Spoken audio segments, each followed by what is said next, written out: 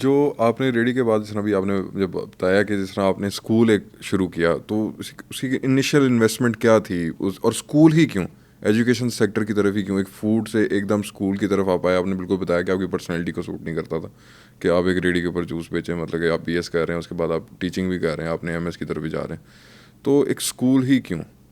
हाँ, इसकी एक रीज़न ये है कि जब मैं कॉमर्स में पढ़ाता था ना, उन दिनों मैं अभी पढ़ा के आया ही था, तो मैंने ना जूस पे बना रहा था, रेडी पे ही खड़ा था, उधर जूस बनाता था मैं।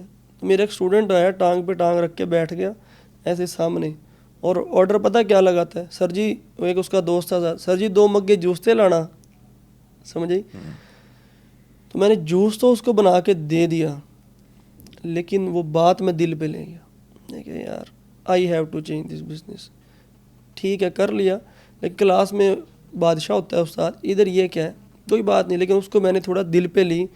उसके बाद मैंने कहा कि ये बिज़नेस, मेरी कम्युनिकेशन अच्छी है, मैं काम अच्छा कर सकता हूँ, मैं बोल सकता हूँ, मैं पढ़ा सकता हूँ। फिर मैंने होम ट्यूशनिंग भी की, लेकिन मैंने साथ में स्कूल लॉन्च किया कि ये मेरी फील्ड का है। एक तो ये कम पैसों में हो रहा था, 1.5 लाख रुपए से मैंने स्टार्ट किया। एक पार्टनर मैंने मिलाया, 1.5 लाख उसने मिलाए, 1.5 लाख मैंने बनाए, 3 लाख से स्कूल का बिज़नेस स्टार्ट कर लिया। और ये जो स्कूल के जब आपने इसको स्टार्ट किया, तो कौन से इनिशियल स्टेप्स थे जिनको आप लेके चले और आपने इस स्कूल की तरफ आपने, मतलब इसको एक इदारे को जब आपने स्टार्ट किया, एक स्क्रैच से स्टार्ट किया? क्योंकि देखें, एक स्कूल स्टार्ट करना बड़ा मुश्किल काम है, आपको हर चीज़ चाहिए, क्लासरूम चाहिए, उसके अंदर टीचर्स चाहिए, उसके अंदर चेयर्स चाहिए। तो क्या इनिशियल स्टेप्स थे जो आप फॉलो करते हुए आपने माशाल्लाह एक उसको अब मल्टी ब्रांचेस में आप उसको तब्दील आपने किया? तो क्या वो स्टेप्स क्या थे उसके? स्कूल के स्टेप्स तो एक तो मैं क्लियर कर दूं कि कोई भी बिज़नेस है ना, बाहर से लगता है हवा, जब उसमें इंटर होते हैं वो कव्वा लगता है, कुछ भी नहीं होता, फूँ फा होती है, बाकी झाका ही होता है और कुछ नहीं मेरे ख्याल में। तो बस जब सोच लिया शुरू करना है, तो फिर वो शुरू किया। पहले बिल्डिंग के लिए जगह देखी, ठीक है, तो जब वो जगह देखी तो पहला जो मेन पॉइंट था ना, जिसकी वजह से एक बिज़नेस में मुझे लॉस हुआ, कि जब किसी के किराए की जगह पे हम बिज़नेस करते हैं ना, तो बिल्डिंग ओनर, ये अलमिया है पाकिस्तान का, कुछ ही अरसे पे कब्ज़ा कर लेता है जब बिज़नेस चल पड़ता है। बिल्कुल ऐसी है। तो मैंने उस सबसे पहले बिल्डिंग ओनर को बाउंड किया कि भाई मेरे साथ 5 साल का एग्रीमेंट करो। तो उसने कहा ओके। तो जब ये कई बिल्डिंग तो हमने ऐसे ही छोड़ी, वो कहता नहीं 5 साल का नहीं कर सकते। मैंने कहा हमने काम नहीं करना फिर आपके साथ, आप किसी और को दे दें। तो एक बिल्डिंग, सबसे पहले बिल्डिंग सेलेक्ट की, 5 साल के एग्रीमेंट किया।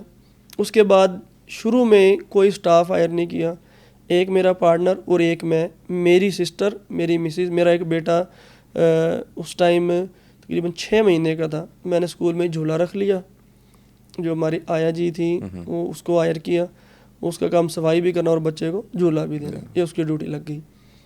तो बच्चे को भी साथ ही ले आते थे। और उसके बाद मैं ही सिक्योरिटी गार्ड था, मैं ही प्रिंसिपल, मैं ही वाइस प्रिंसिपल, मैं ही एडमन और मैं ही रिसेप्शनिस्ट, सारे काम मैंने करने। मेरी मिसेज ऊपर वो देखती थी टीचिंग को।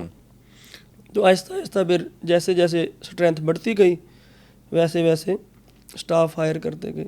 तो मेरा ये मानना ये होता है कि जब आप किसी भी खैर के काम में स्टेप उठाते हैं ना, तो अल्लाह पाक खुद मदद करता है। जब ये बिज़नेस स्कूल का अच्छा चल पड़ा, महीने का 1.5 लाख मुझे आना शुरू हो गया, यानी कि ऑटो पायलट पे हो गया मेरा बिज़नेस, के मेरे होने से या मेरे ना होने से मेरे बिज़नेस को फ़र्क नहीं पड़ता।